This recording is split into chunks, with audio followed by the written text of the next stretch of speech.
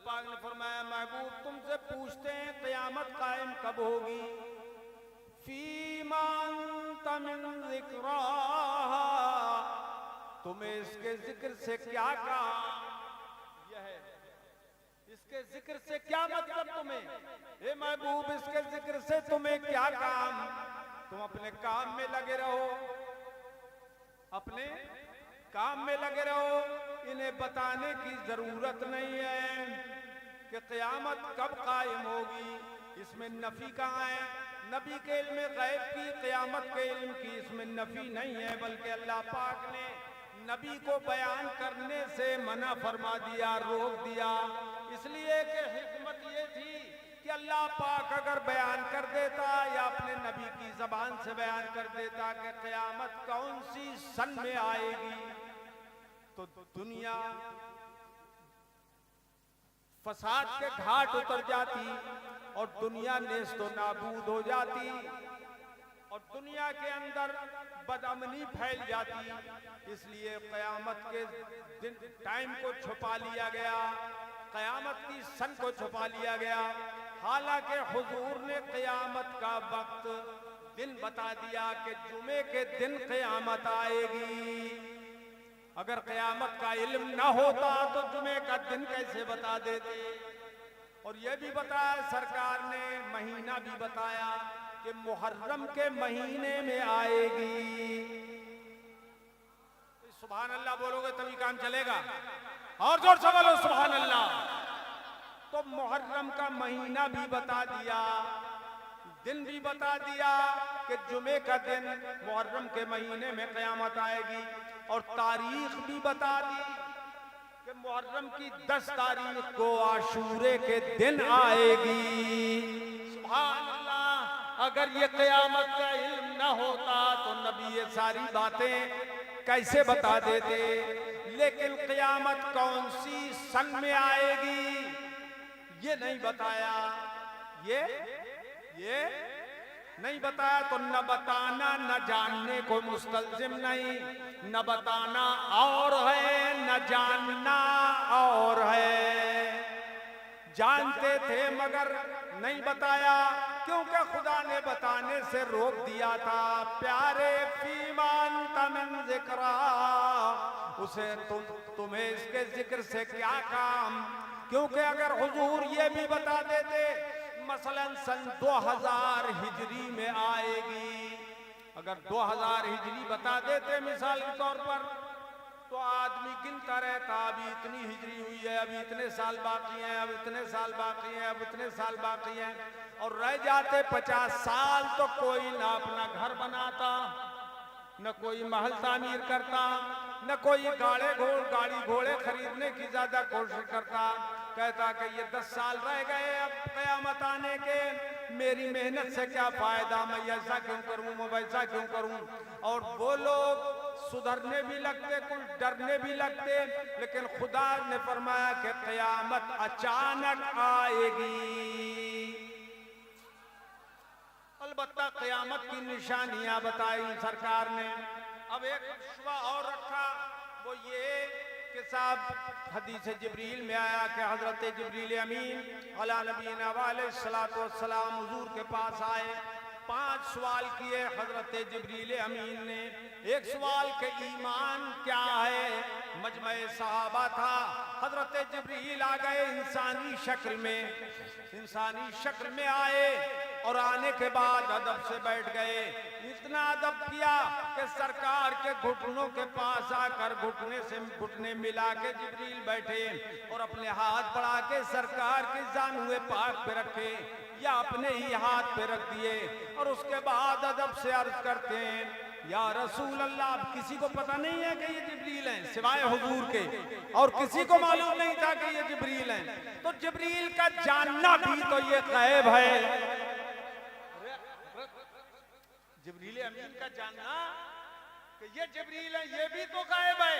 अब हुजूर से वो जिब्रील अमीन अर्ज कर रहे हैं एक साइल की सूरत में, या रसूल अल्लाह अखबिरनी अनिल ईमान। हुजूर मुझे बताइए कि ईमान क्या है। कुछ लोग भाई कंजूसी कर रहे हैं। मैं बड़े मूड में तकरीर करना चाहता हूँ, अगर मूड में सुनना चाहते हो, क्योंकि मैं कोई फर्जी बातें तो नहीं करता हूँ, मैं कुरान और हदीस पेश करता हूँ। इसके लिए दिमाग चाहिए, इसके लिए दिमाग चाहिए, ज़हन चाहिए, हाजिरी चाहिए ज़हन की। तो कहने लगे ईमान क्या है ये बताइए।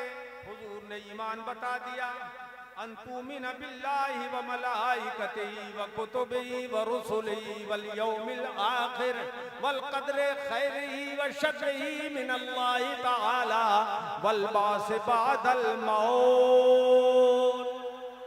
ईमान ये है कि तुम ईमान लाओ अल्लाह पर, क़यामत पर और सारे फरिश्तों पर, तकदीर पर ईमान लाओ, क़यामत में दोबारा जिंदा होने पर ईमान लाओ, सारे नबियों रसूलों और किताबों पर, आसमानी किताबों पर ईमान लाओ, ये ईमान है। फिर हुजूर अखबिरनी अनिल इस्लाम, ये बताइए इस्लाम क्या है। तो हुजूर ने इस्लाम भी बता दिया, अंतशहद अल्ला इलाहा इल्लल्लाह व अन्ना मुहम्मदर रसूलुल्लाह व तुकीमस सलात व तूतियज ज़कात व तसूम रमज़ान व तहुज्जल बैत इन इस्तताअत इलैहि सबीला। और तो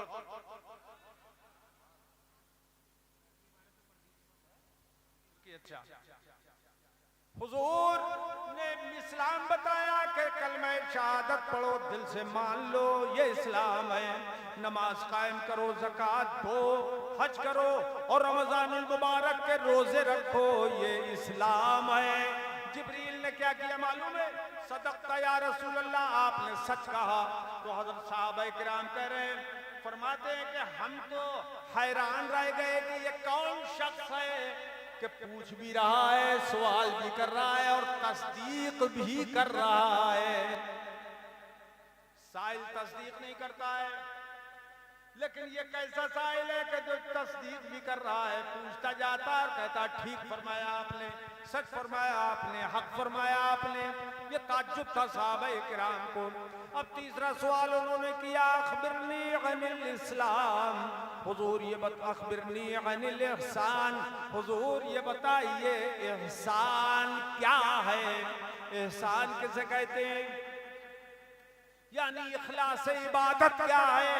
तो सरकार ने फरमाया अंतअबुदल्लाह कअन्नका तराह, इबादत एहसान यह है कि इबादत ऐसी करो गोया कि तुम अपने रब को देख रहे हो, यह है एहसान। फ़इल्लम तकुन तराहु फ़इन्नहु यराक, और अगर तुम न देख पाओ खुदा को तो ये यकीन रखो कि खुदा तुम्हें जरूर देख रहा है। ये है एहसान। 3 सवाल के जवाब हो गए, हो गए, अरे बोल दिया करो जल्दी, हो गए। अब चौथा सवाल जिब्रील कर रहे हैं, अखबिरनी अनिस्साअ, हुजूर ये बताइए क़यामत कब आएगी। 3 सवाल का जवाब तो हुजूर ने सीधा सीधा दे दिया, लेकिन इस सवाल का जवाब हुजूर ने दिया तो मगर उसको थोड़ा मोड़ दिया।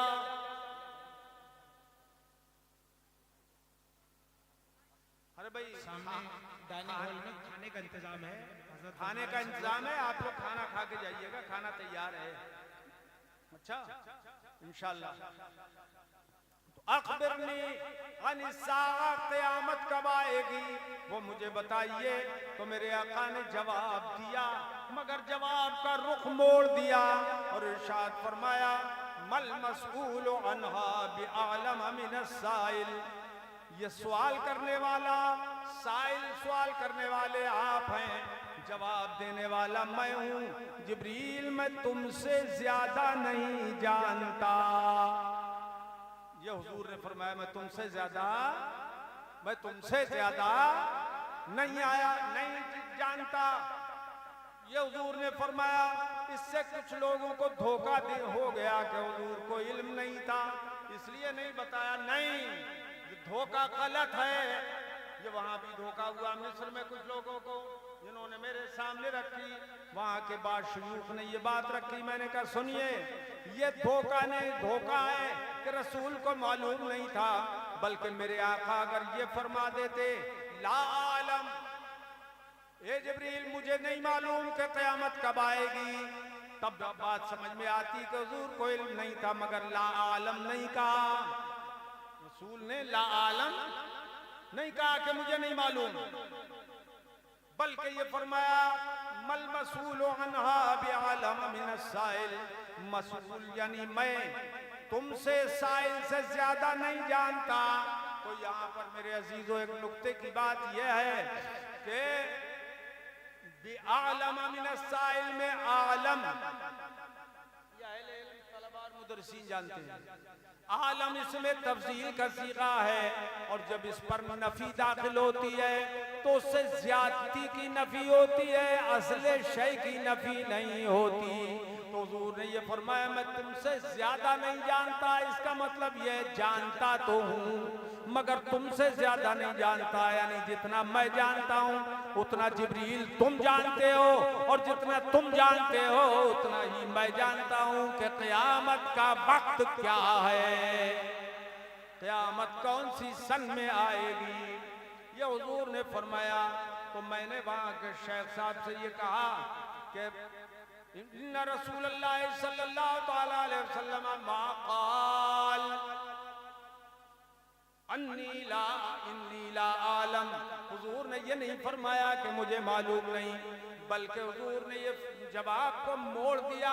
इसका मतलब यह है कि मेरे रसूल को मालूम था मगर बताने से रोक दिया था अल्लाह पाक ने।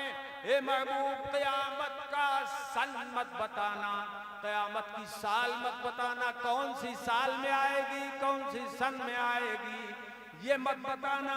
तो खुदा ने रोक दिया था, इसलिए जिब्रील के सवाल का जवाब हुजूर ने ये कह के नहीं दिया कि फलां सन में आएगी, बल्कि कहा कि तुम भी जानते हो मैं भी जानता हूँ। बस इस बात को हुजूर ने यहाँ खत्म कर दिया। अच्छा, हजरत जिब्रील की भी पूछने का, उनके जिब्रील के पूछने का अंदाज भी देखिए। अखबिरनी कह रहे मुझे बताइए, हर सवाल में कहते हैं मुझे बताइए ईमान क्या है, मुझे बताइए। तो क्या जिब्रील को ईमान का इल्म नहीं था, ईमान नहीं मालूम था कि क्या है? अरे जिब्रील तो पूरा कुरान लेके आए थे, उन्हें कैसे नहीं मालूम कि ईमान क्या है, इस्लाम क्या है, एहसान क्या है? मगर फिर वो कह रहे हैं अखबिरनी मुझे बताइए। मतलब ये है कि हुजूर जब मुझे बताएंगे तो ये सहाबा सुन रहे हैं, सबको इल्म हो जाएगा। मुझे बताइए, मुझे बताइए। तो सरकार ने अब ये फरमाया कि जिब्रील तुमसे ज्यादा मैं नहीं जानता, बस ये फरमा दिया, जवाब को यहाँ कर दिया खत्म। अब जिब्रील अमीन भी समझ गए कि हुजूर बताना नहीं चाहते हैं। जिब्रील समझ गए कि हुजूर बताना रे बोलो बताना नहीं चाहते। जिब्रील समझ गए, इसलिए जिब्रील ने अब सवाल चौथा जो सवाल किया, पांचवा सवाल किया, तो वो सवाल का रुख जिब्रील में ने भी मोड़ दिया और कहा या रसूल अल्लाह आप ये बताना नहीं चाहते कि क़यामत कब आएगी, तो अखबिरनी अन अमारातिहा, तो उसकी कुछ निशानियां ही बता दीजिए। बोलो सुभान अल्लाह, कंजूसी मत करो और जोर से बोलो। निशानियां बता दीजिए कि क़यामत की निशानियां क्या हैं। समझ गए जिब्रील के हुजूर बताना नहीं चाहते, और ये भी जान गए जिब्रील के रसूल को सब कुछ मालूम है कि क़यामत कब होगी, मगर बताना नहीं चाहते। तो कहा निशानियां बता दीजिए। तब मेरे आका ने इसके जवाब में ये नहीं कहा जितना मैं जानता हूँ उतने तुम जानते हो, जितना तुम जानते हो उतना मैं जानता हूँ, ये नहीं फरमाया, बल्कि इधर सवाल फौरन जवाब अखबिरनी अन अमारातिहा, हुजूर निशानियां बताइए।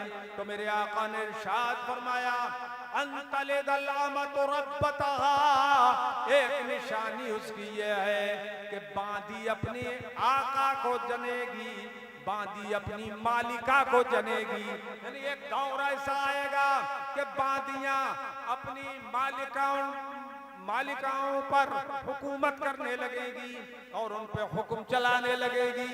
मतलब यह है कि औलाद अपने माँ बाप की नाफरमानी करने लगेगी। एक क़यामत की निशानियां ये है। बोलो आज की निशानी पाई जा रही है कि नहीं?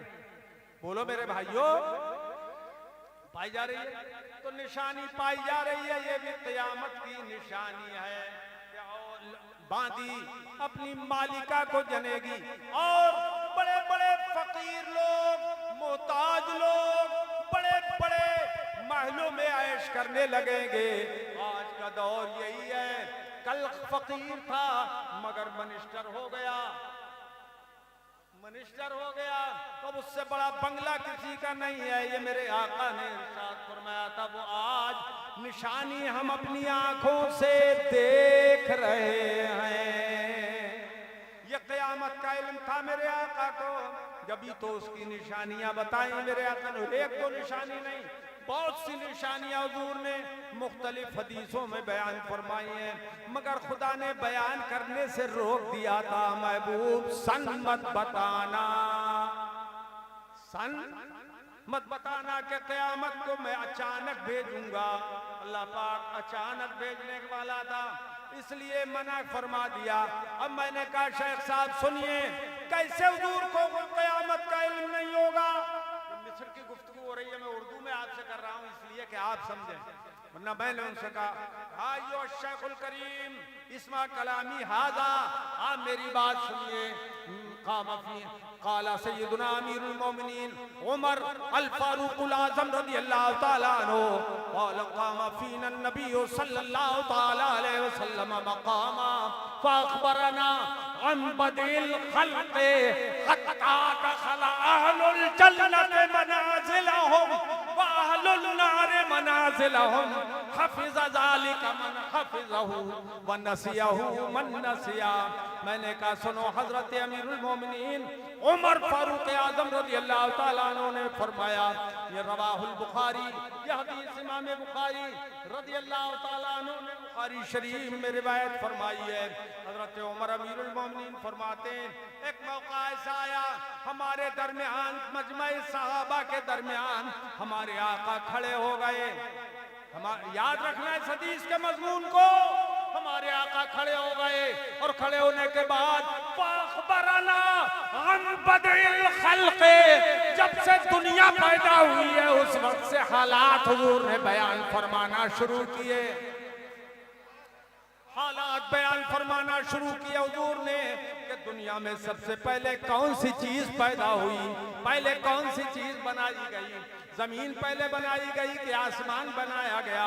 कितने आसमान बनाए गए, कितनी जमीनें बनाई गई, फिर चांद और सूरज बनाए गए। सबसे पहले क्या चीज बनाई गई? हुजूर ने उस चीज का बयान फरमाया।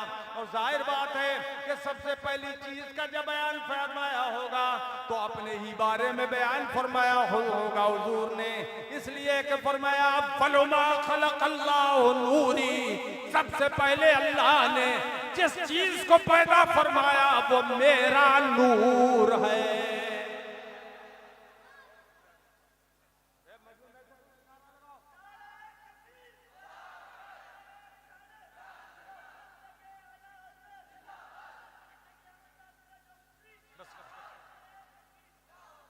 अब के नारा लगाओगे तो सब लोग नारा लगाएं, जोर से जवाब दे, तब तो ठीक है, क्योंकि सुन्नी तो बराबर के हैं ना, ये इनकी सुन्नियत में कोई कमी है क्या? लगाओ एक बार और।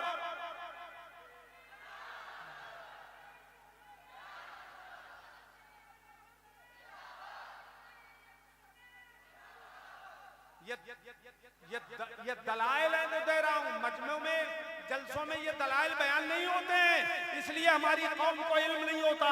सुन लो और अपने दिल में यकीन रखो कि हमारा मसलक आला हजरत की हक है। मसलक आला हजरत, जोर से बोलो, हक है। ये दलाइल है इस मसलक के। सुभान अल्लाह, सुभान अल्लाह।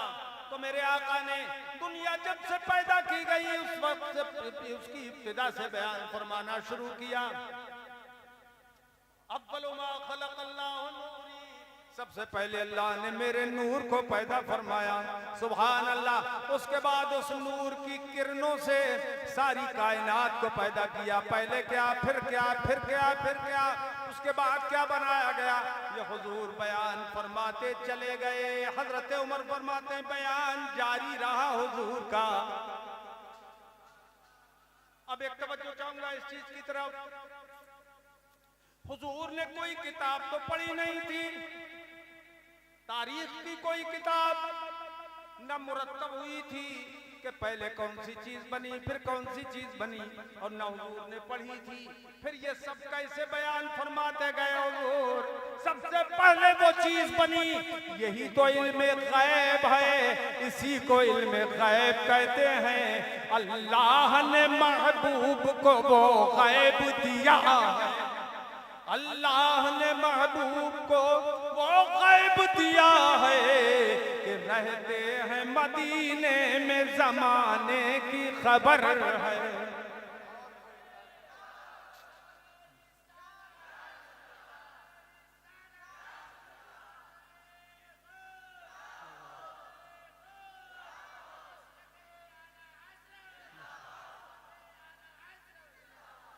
सरकार आला हजरत ने एक शेर में मसला ही पूरा हल कर दिया।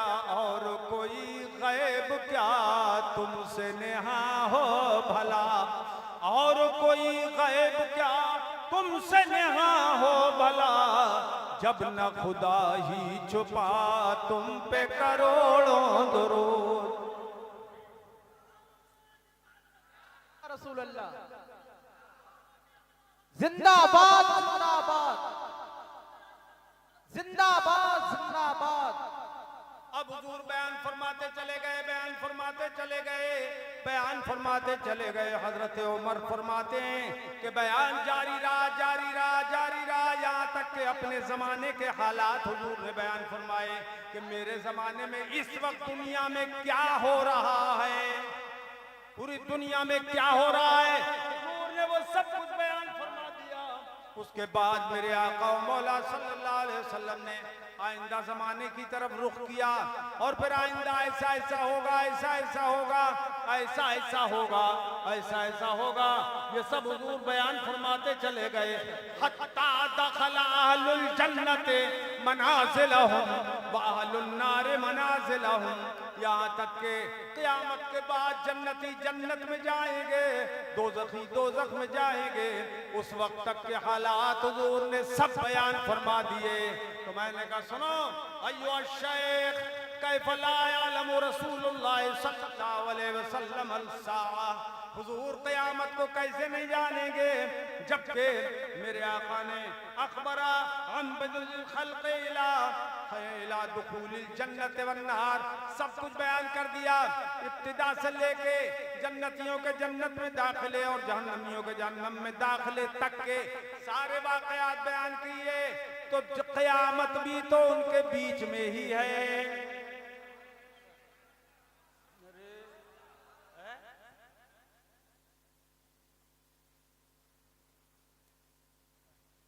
क़यामत तो उससे पहले ही है ना।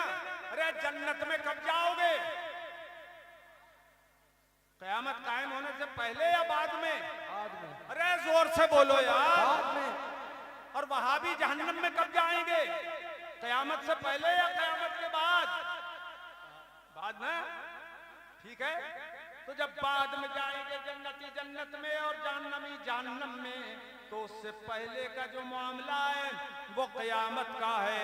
क़यामत कब कायम होगी, ये वक्त उसके बीच में आ गया। जैसे हमने ये कहा सिर तो मिन बरेली इला दिल्ली, मैंने बरेली से दिल्ली तक का सफर किया, तो बोलो मुरादाबाद बीच में आएगा क्या नहीं?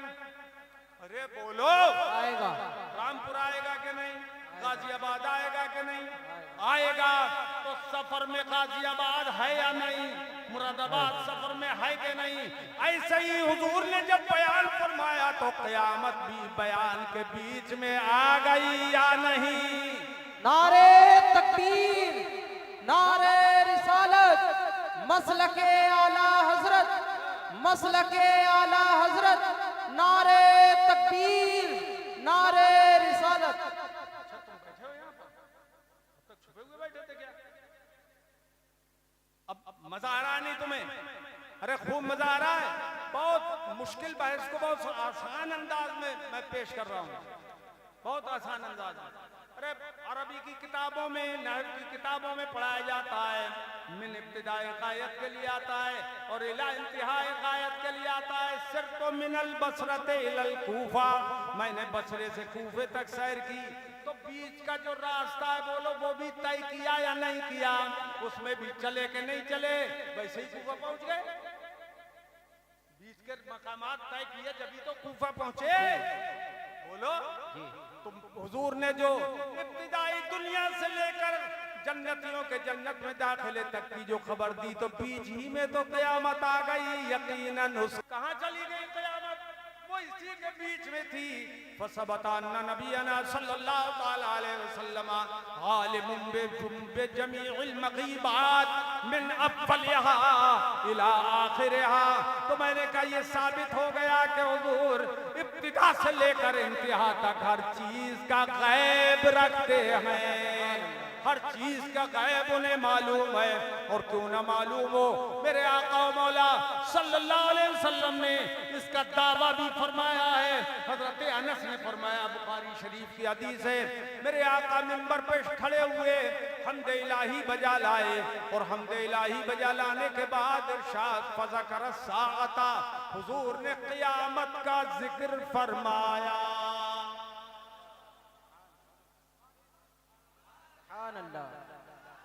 जो आदमी कंजूस हो वो सुभान अल्लाह नहीं बोलेगा, और जो कंजूस नहीं है वो जोर से बोलेगा सुभान अल्लाह। सुभान अल्लाह। ये कंजूस निकला, ये इधर उधर ही देखता रहा। तड़प के बोलो सुभान अल्लाह। सुभान अल्लाह। सरकार ने क़यामत का तज़किरा फरमाया। अरे क़यामत का जिक्र कौन करेगा? वो जिसे क़यामत का इल्म नहीं होगा, या वो करेगा जिसे क़यामत का इल्म होगा? सोचो, ये साफ हदीस के अल्फाज हैं। फज़कर साअता, हुजूर ने क़यामत का जिक्र फरमाया।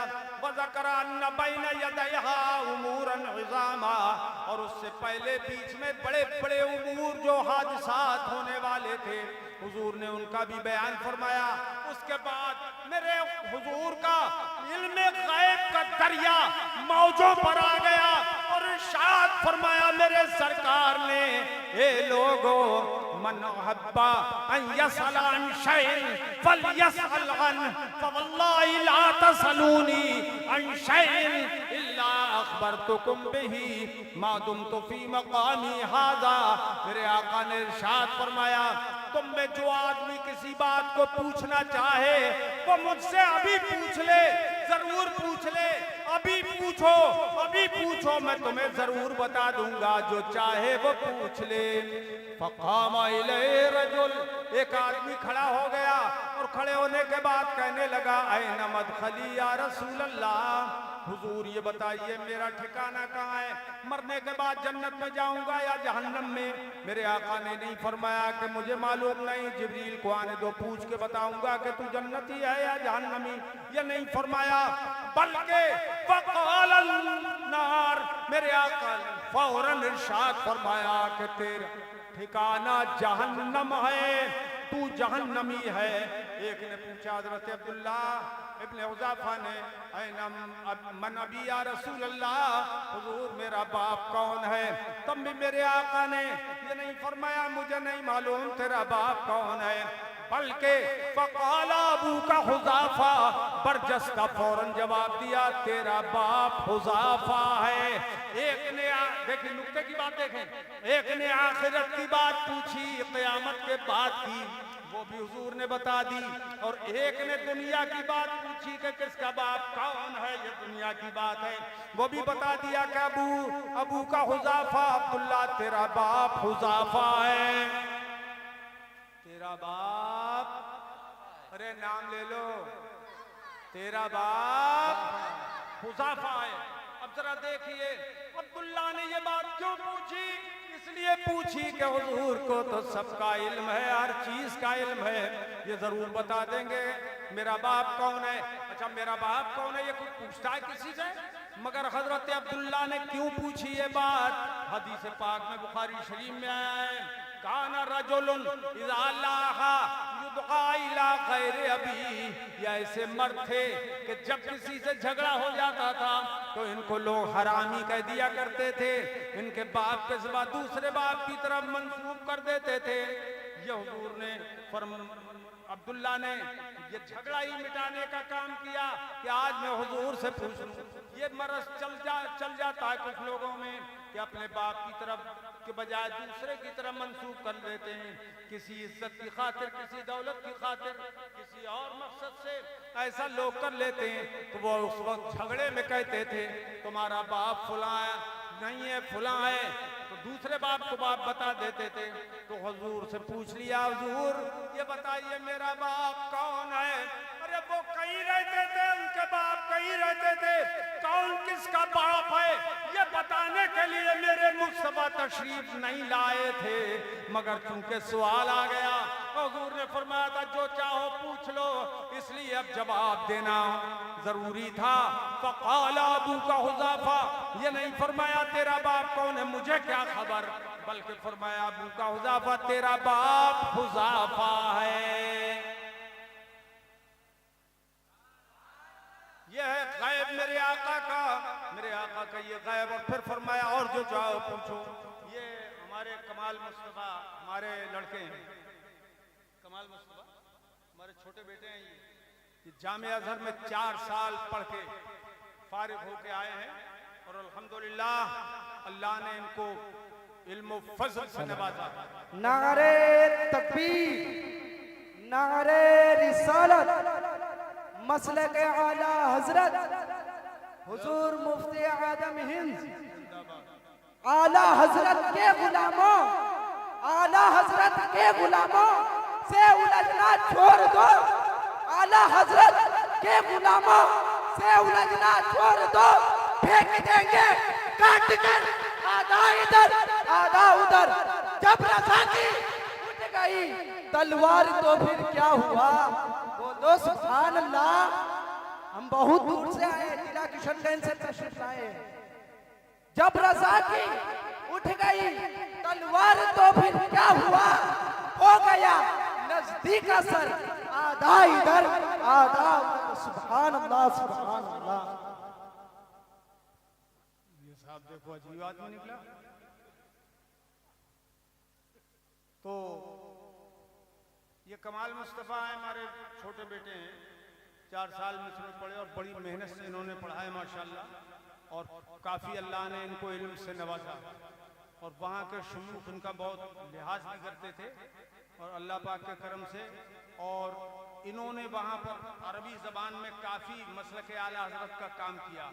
वहाँ उन शेखों के सामने मसाइल रखे और वहाँ पर एक सुलाकुल्ली अब्बू मियाँ उधर कोई है सरामा में इलाहाबाद में, उसने सुलाकुल्लियत इख्तियार कर दी।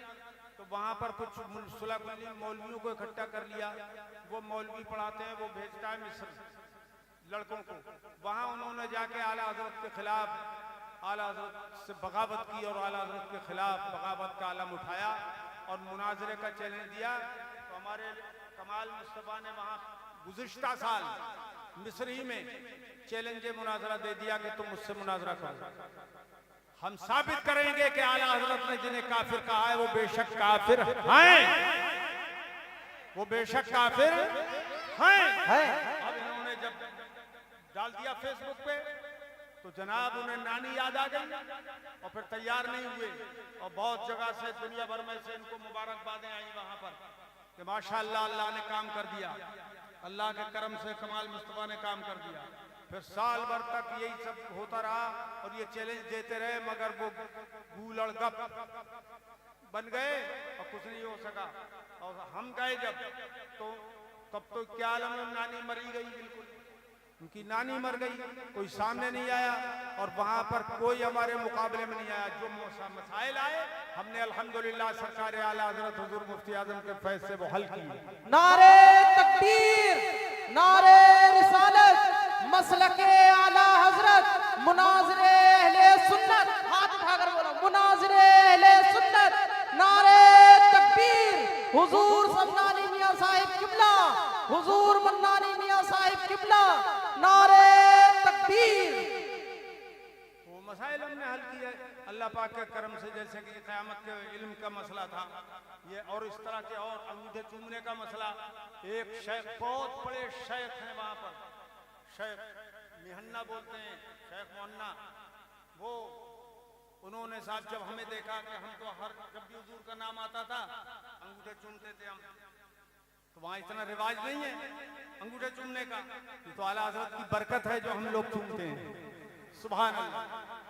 तो वहां पर शेख मोहम्मद साहब ने बरसरे मिंबर हमसे सवाल कर लिया, हमसे सवाल किया कि इस बारे में क्या दलाइल हैं जो आप अंगूठे चूमते हैं।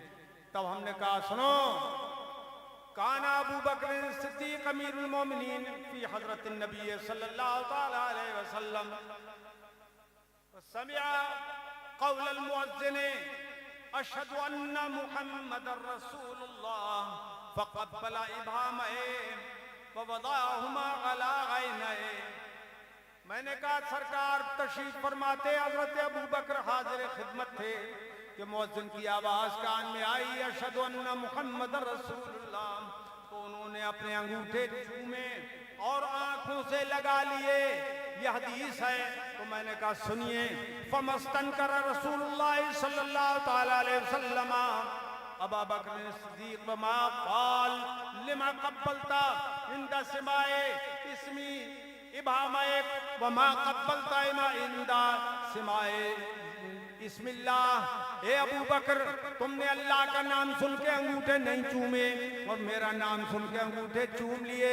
ये हुजूर ने इनकार नहीं फरमाया अबू बकर पर, ना हुजूर नाराज हुए अबू बकर पर कि अल्लाह का नाम सुन के अंगूठे नहीं चूमे, मेरा नाम सुन के क्यों चूम लिए। जैसे कि आजकल वहाबी धोखा देते हैं लोगों को कि अज़ान में पहले अल्लाह का नाम आता है, उसका नाम सुन के अंगूठे सुन ली, तुम नहीं चूमते, और रसूल का नाम सुन के चूमते हो, तो तुम्हें रसूल से ज्यादा मोहब्बत है अल्लाह के मुकाबले में, तुमने रसूल को खुदा से बढ़ा दिया।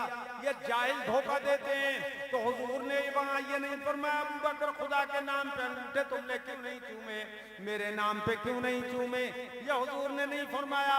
मैंने कहा शेख साहब सुनिए, रसूल ने इनकार नहीं किया, एतराज नहीं फरमाया, बल्कि मेरे आका ने क्या फरमाया सुनो, बशारत दी, क़यामत तक के उम्मतियों को बशारत अता फरमाई और इरशाद फरमाया मन फ़अला मिस्ला मा फ़अला खलीली फ़अना तालिबुहु फ़ी सुफ़ूफ़िल क़ियामत व क़ाइदुहु इलल जन्ना। फरमाया मेरे इस दोस्त की तरह जिसने काम किया और मेरा नाम सुन के अंगूठे चूम लिए, अब क़यामत तक मेरे जो उम्मती ये काम करेंगे, क़यामत की सफ़ों में मैं उनसे तलाश करूंगा और आगे आगे मैं जाऊंगा और पीछे पीछे अपनी सारी उम्मत को जन्नत में ले जाऊंगा जो मेरा नाम सुन के अंगूठे चूमेंगे। ये बशारत उज़्मा। तो शेख ने फौरन चूमे अंगूठे, उन्होंने भी अंगूठे चूमे और जो तलबा बैठे हुए थे सबक में उन्होंने भी अंगूठे चूमना शुरू कर दिए। तो काम हुआ कि नहीं हुआ। मैंने कहा अला हाज़िल मसलते सन्नफ़ल इमाम अहमद रज़ा रज़ियल्लाहु तआला अन्हु किताबन मुनीरुल गैन फी तक़बील इब्हामैन। आला हज़रत ने इस पर एक किताब लिखी है, उसका नाम है मुनीरुल गैन फी तक़बील इब्हामैन। तो आला हज़रत ने किताब भी लिखी है, मैंने उनको शेख को बताया ये है आला हज़रत इमाम अहले सुन्नत की शान। और हमने रद्द देवबंदियत वहाँ की और कमाल मुस्तफ़ा का इसमें बहुत बड़ा किरदार रहा है। वहाँ पर ये सारे असबाब सबक पढ़ाना का इंतजाम और सब दुनिया भर के इंतजाम। और एक मुझे याद आए, मेरे बड़े अजीज हजरत अल्लामा मौलाना गुलाम मोहम्मद साहब वहाँ बहुत काम कर रहे हैं आला हजरत के ताल्लुक से, बहुत ये थे सब, ये पूरे ये कमेटी थी इन लोगों की, कमाल मुस्तफा की उनके साथ में, और काम कर रहे हैं क्या वहां पर मिस्र के अंदर एक साहा कायम किया, यानी एक तरह से समझो मरकज या दफ्तर कायम कर लिया उन्होंने, साहतुल इमाम अहमद रजा। उस साहा के जरिए आला हजरत की उर्दू किताबों को अरबी किताबों में मुंतकिल किया जाएगा और आला हजरत का तारुफ वहां पर अच्छी तरह से अरबी जबान में कराने के लिए वो साहा खोला गया है।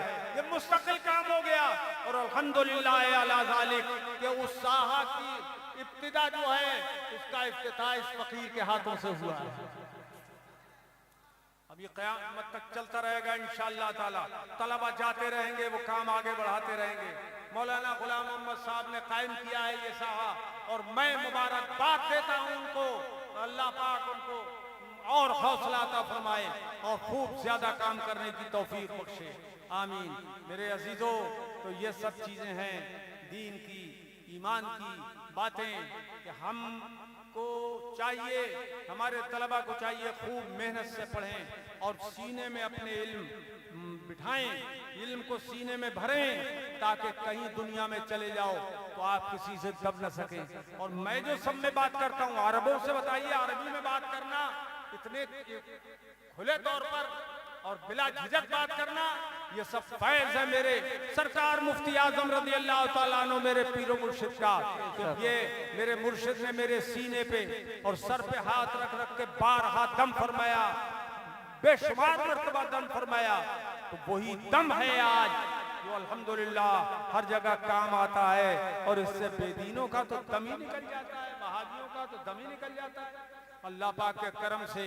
ये वहां पर ये भी बता दूं मैं आपको कि वहां मिस्र के अंदर सुन्नियत का गलबा है, महफिल मीलाद मुनक़िद होती है। और वहां एक और बात हुई, वहां हजरत अल्लामा ज़ियाउद्दीन मदनी कुतुब मदीना जो आला हजरत इमाम अहले सुन्नत के मुरीद और खलीफा थे, उन्होंने एक किताब लिखी है तजल्लीउल यकीन बिअन्ना नबीना सल्लल्लाहु अलैहि वसल्लम दाफिउल बलाए फिल आलमीन, कि हुजूर सारे आलम में बलाओं को दफा फरमाने वाले हैं। इस मौजू पर उन्होंने किताब लिखी, 42 सदी से उन्होंने लिखी। वो किताब छप गई, वहाँ किताब छप गई और मैंने उसको अल्हम्दुलिल्लाह कमाल मुस्तफा ने भी पढ़ी और लोगों ने भी पढ़ी, वहाँ पर मेरे सामने पढ़ी गई, तलबा मौजूद थे, वो हदीसें पढ़ी गई और उन सबकी इजाज़त भी मुझसे ली गई। तो वो अल्हम्दुलिल्लाह रब्बिल आलमीन एक काम हुआ बड़ा। तो मैंने बताया कि ये आला हजरत इमाम अहले सुन्नत के खलीफा थे जिन्होंने ये किताब लिखी है, इमाम अहमद रजा के खलीफा थे। तो बड़े खुश हुए लोग, बहुत वहाँ शुयूख बड़े खुश हुए, वो दकातिरा बहुत खुश हुए, बड़े बड़े इल्म वाले लोग हैं वो। ऐसे समझो कि जैसे उर्दू, हम लोग उर्दू किताब पढ़ते हैं, बुखारी शरीफ, मुस्लिम शरीफ वगैरह अरबी की जो किताबें हैं वो तो उनकी मादरी जबान थी, तो वो इस तरह से पढ़ते हैं। बड़ी हदीसें उनके जहन में होती हैं, बड़ी बड़ी हदीसें, तफसीरें, फिक़ह की इबारतें उनके जहनों में होती हैं। उनसे बात करना और अपनी बात अल्हम्दुलिल्लाह मनवा लेना दलाइल की रोशनी में, ये सब फैज़ है मेरे मुफ्ती आजम रज़ी अल्लाह तआला अन्हु। सरकार मुफ्ती आजम जिंदाबाद, आला हज़रत इमाम अहले सुन्नत जिंदाबाद। अल्लाह ताला हमें आपको इसी मसलक के हक पे कायम रखे। और मेरे अजीज़ों, ये मसलक हमारा ईमान है, इस पर हमें कायम रहना है और नमाजों की पाबंदी ज़रूर करना है, ज़रूर करना है। 5 टाइम की नमाजों की पाबंदी अल्लाह पाक तौफीक दे। अगर नमाज कोई छूट जाए तो उसको अदा करना फ़र्ज़ है और उस पर अफसोस करना, तौबा करना भी छूटने पर अल्लाह ताला मुआफ़ फरमाए। भी आजकल एक बहुत उछल कूद शुरू हो गया, चादरें ला रहे हैं वहाँ से, बहेड़ी की तरफ से, उधर टमाटे की तरफ से, और दूर दूर से चादरें ला रहे हैं, डीजे बजाते हुए ला रहे हैं, उछल कूद करते हुए आ रहे हैं, समझे, एक तरफ का रोड जाम करते हुए आ रहे हैं। ये बड़ी जहालत है। लंबी लंबी चादर, फरलांगों के हिसाब से लंबी चादरें लेके आ रहे हैं पकड़े हुए, ये सब जहालत है, बहुत बड़ी जहालत है। इन चीजों से बाज आओ सुन्नियों। आला हजरत इमाम अहले सुन्नत ने ये सब खुराफात से रोका है। चादर चढ़ाना जायज है, मगर मजार पे 1-2 चादर चढ़ा दो वही काफी है। ये किसने कहा कि तुम साहब इतने लंबी लंबे चादरें लाओ और तुम खाली रोड जाम करो, लोगों को तकलीफ पहुंचाओ, रास्ते को जाम करो? ये सब जायज नहीं है। उछल कूद और डीजे बजाना, उसमें धम धम कर रहे हैं, ढम ढम हो रही है आवाज, अल्लाह की पनाह। लोगों को कि रास्ते तंग कर रहे हैं, ये सब जायज नहीं है। सुन्नियों को सुधरना भी चाहिए, खुराफात से बचना भी चाहिए। अल्लाह पाक तौफीक रफीक अता फरमाए। अस्सलाम वालेकुम। ये हजरत के शहजादे हैं, हजरत अल्लामा मौलाना समनानी मियाँ साहब। उस्मान रजा नाम है, इमरान रजा समनानी मियाँ। ये भी धूम मचाए हुए हैं। तो जब बोलते हैं तो ऐसा लगता है जैसे शेर दहाड़, शेर। हाँ समनानी मियाँ साहब, चाहो तो दहाड़ सुन लो इनकी।